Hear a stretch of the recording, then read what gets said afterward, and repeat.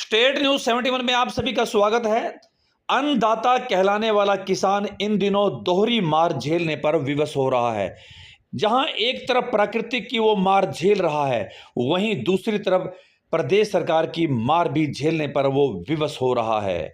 आप देख सकते हैं लंबी लंबी कतारें। किसानों ने कभी सोचा नहीं भी होगा कि फसल के लिए खाद लेने के लिए, यूरिया लेने के लिए उन्हें घंटों लंबी लाइन में लगना पड़ेगा। जी हां, सरावे का यह खाद बिक्री केंद्र, जहां पर सुबह 4:30 बजे से ही किसान अपने परिवार के साथ, अपनी महिलाओं के साथ खाद लेने के लिए लंबी लंबी लाइनों में लग चुका था। प्रकृति ने बहुत बड़ी मार कर दी थी। अब जो कुछ खेत खाली पड़े थे वहां पर फसल लगा दी गई थी, शायद कुछ बात बन ही जाए।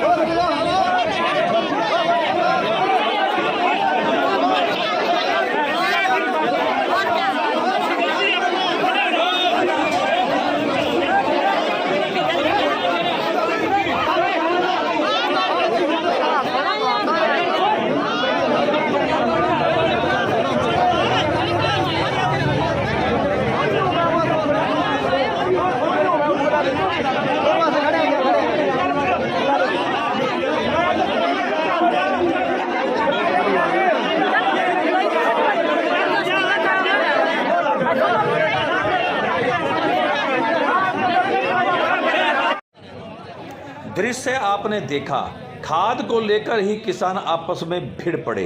अब भिड़े भी क्यों ना, किसानों की संख्या ज़्यादा, उधर खाद के कट्टे कम, तो आपस में ही भिड़ना तो पड़ेगा। आखिरकार फसल जो बचानी है, तो ऐसा किसान की एक किस्मत में लिखा हुआ है कि उन्हें हर प्रकार की मार अब झेलनी पड़ रही है। लंबी लंबी कतारें, जिसका नंबर पड़ गया उसको खाद मिल गई, जो रह गया सो रह गया। ऐसा कुछ यहाँ सरावा सेंटर में, ऐसे ही कुछ सढौरा के सेंटर में भी दिखाई दिया। वहाँ पर भी कहीं कहीं लंबी मीटर लंबी लाइनें लगी हुई थी और अब किसान नारेबाजी करने पर विवश थे।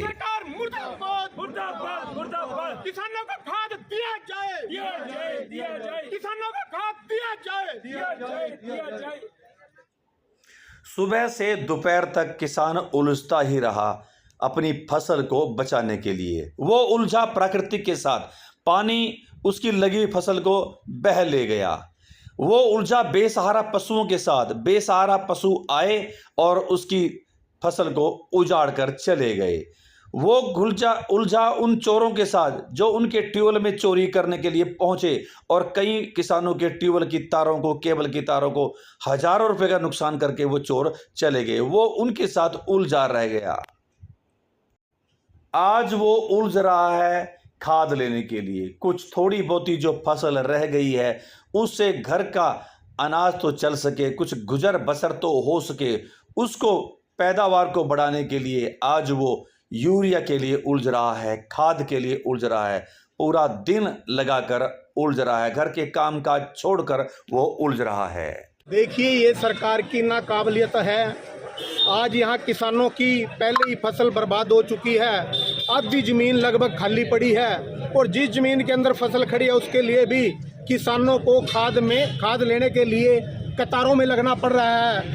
आज मैं सुबह हैरान हुआ, मैं जब 6 बजे उठ के आया तो यहाँ 4:30 बजे से लोग यहाँ लाइन में लगे हुए थे।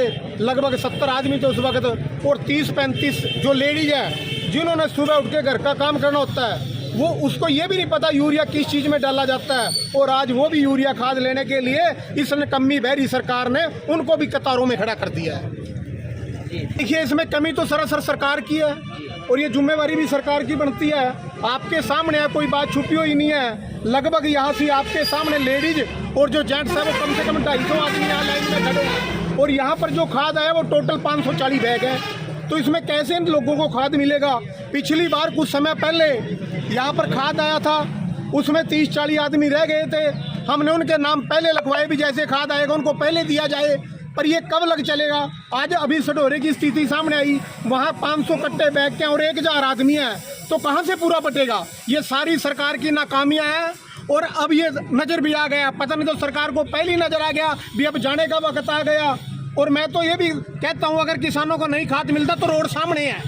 अगर नहीं आज खाद मिला तो यहाँ मजबूरन रोड पे बैठना पड़ेगा, नहीं तो सरकार के पास समय है वो खाद यहाँ जल्दी से जल्दी भिजवाए। तो क्या आपको खाद नहीं मिलेगा मैडम, देखिए खाद के 550 कट्टे हैं और यहाँ आदमी कतार में लगे कम से कम 250 हैं, तो खाद नहीं मिलेगा। इसमें से कम 50 आदमी बिना खाद के रहेंगे। देखिए अगर ये किसान साथ दें, अगर ये किसान बोल लें, अगर जिन लोगों को नहीं खाद मिलता, मैं तो कहता हूँ आज यहीं बैठो और शाम तक ना खाद की गड्डी आना, तब कहना खाद आएगा।